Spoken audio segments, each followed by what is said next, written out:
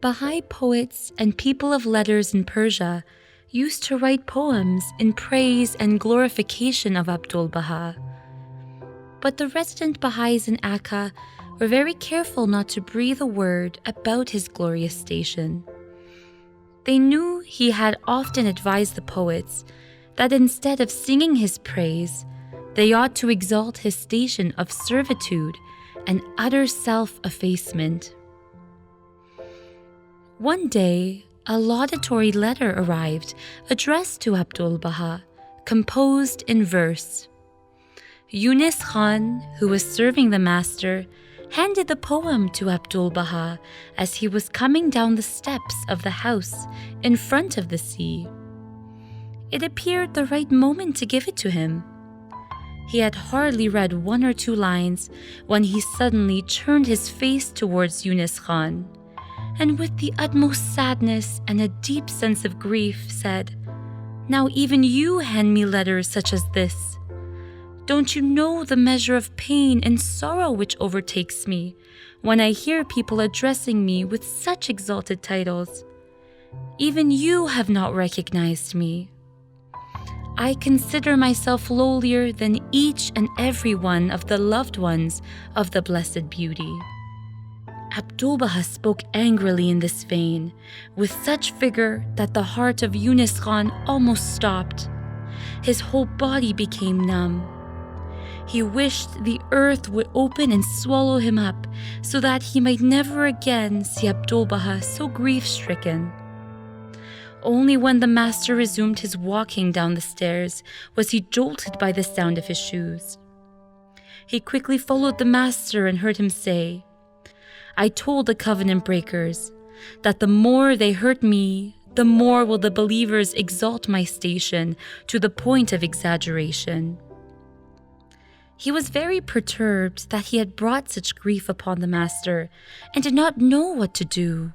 Then he heard the master say, "This is in no way the fault of the friends. They say these things because of their steadfastness, their love and devotion." Then he said to Yunus Khan, "You are very dear to me." Yunus Khan realized that it was always the master's way, never ever to allow a soul to be hurt. He received comfort and encouragement. His anguish was gone. He was filled with such an indescribable joy and ecstasy that he wished the doors of heaven would open and he could ascend to the kingdom on high.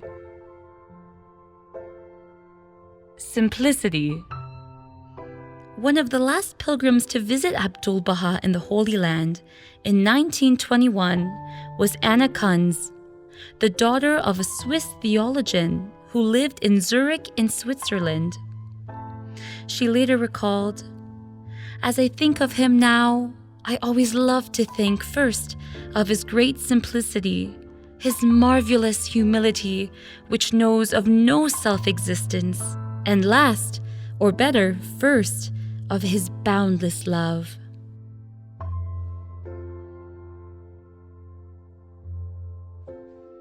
The master kept little clothing. 1 coat at a time was ample.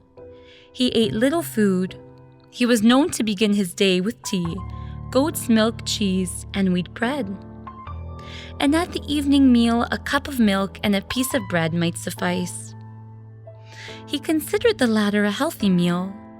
Had not Baha'u'llah, Walad Suleymaniye, subsisted mostly on milk? Sometimes Baha'u'llah ate rice and milk cooked together. Abdu'l-Baha's sparse diet also included herbs and olives. It rarely included meat. Mary Lucas, a pilgrim to Akka in 1905, found that the master usually ate but 1 simple meal a day. In 8 days, he was present at most meals, often coming just to add joy to the occasion, though he was not hungry. If he knew of someone who had no meal during a day, the family supper was gladly packed up and sent to the needy. On the occasion of Abdu'l-Baha's first dinner in the home of Lady Bloomfield in London, his hostess had prepared course after course in her eagerness to please him. Afterwards, he gently commented, "The food was delicious, and the fruit and flowers were lovely. But would that we could share some of these courses with those poor and hungry people who have not even one." Thereafter, the dinners were greatly simplified. Flowers and fruit remained in abundance, for these were often brought to the master as small love tokens.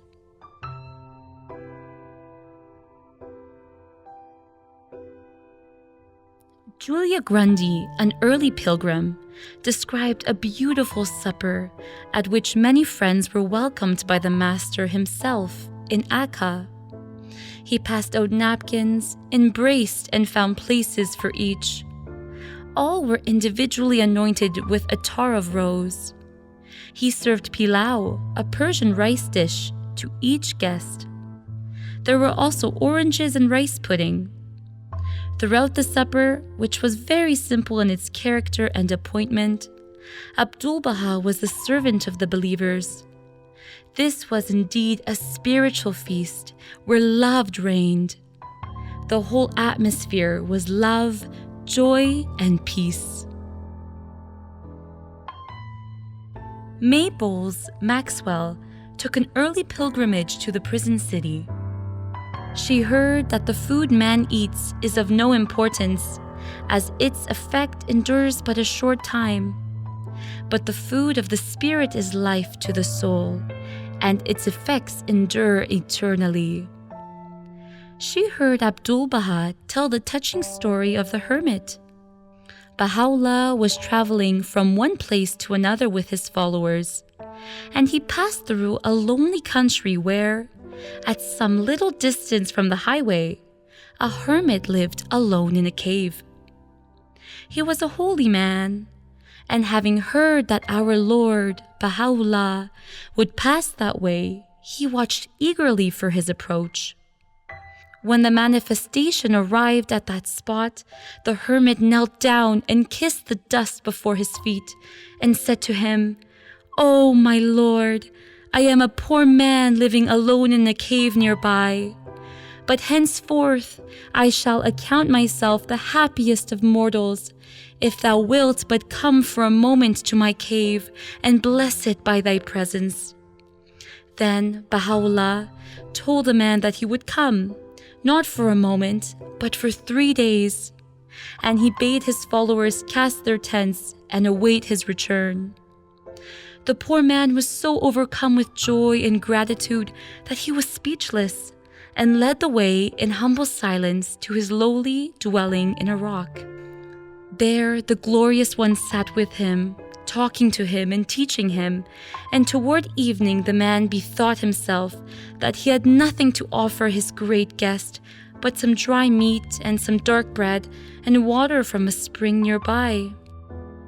Not knowing what to do, he threw himself at the feet of his Lord and confessed his dilemma. Baha'u'llah comforted him, and by a word bade him fetch the meat and bread and water. Then the Lord of the universe partook of this frugal repast with joy and fragrance as though it had been a banquet. And during the 3 days of his visit, they ate only of this food, which seemed to the poor hermit the most delicious he had ever eaten. Baha'u'llah declared that he had never been more nobly entertained, nor received greater hospitality and love. "This," exclaimed the master when he had finished the story, "shows us how little man requires when he is nourished by the sweetest of all foods, the love of God."